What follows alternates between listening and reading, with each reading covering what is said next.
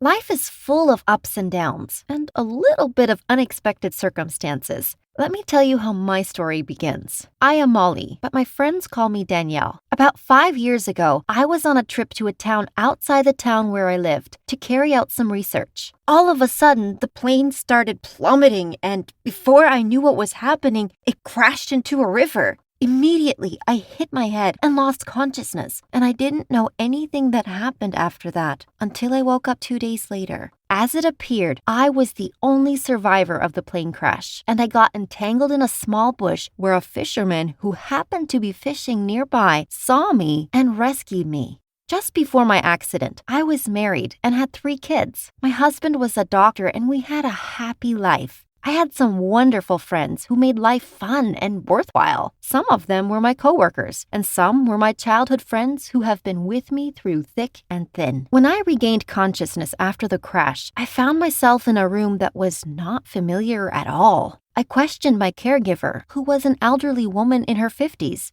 She told me about how I was rescued by the fisherman and that I was currently in a doctor's house. I didn't remember anything prior to the accident, not even my name or my contact address. Everything was blank. I couldn't believe my condition. After spending about a month in the doctor's house with the hope that someone will show up and recognize me, I came to the conclusion that I was probably too far away from home. The painful part was that I was stranded and penniless, with no form of identification and no job. Since I had no certificate or any means to show that I have a formal education, I only got a job as a waitress in a small restaurant. The owner was very nice, and she even gave me accommodation in a small room at the back of the restaurant. After working in the restaurant for about 6 months, I knew most of the people who came into the place to eat, and I have become friends with a couple of people. One of them was Daniel, a writer who comes into the restaurant on Wednesdays and Fridays and sits by a window where he writes until evening time.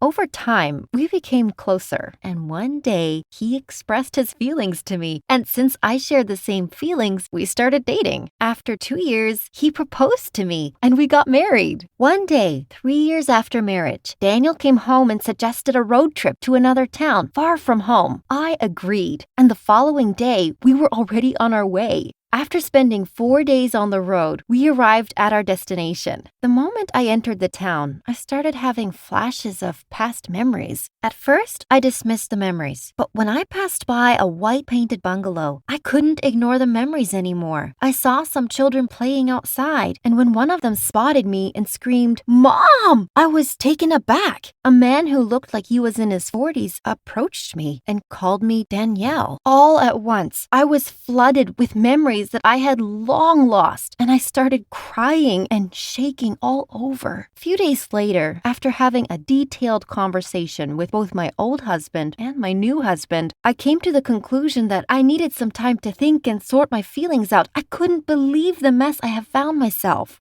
Now I have to choose between my old family and my new family. What do you think about my story? Please share your comments below, and please don't forget to like this video and subscribe to this channel.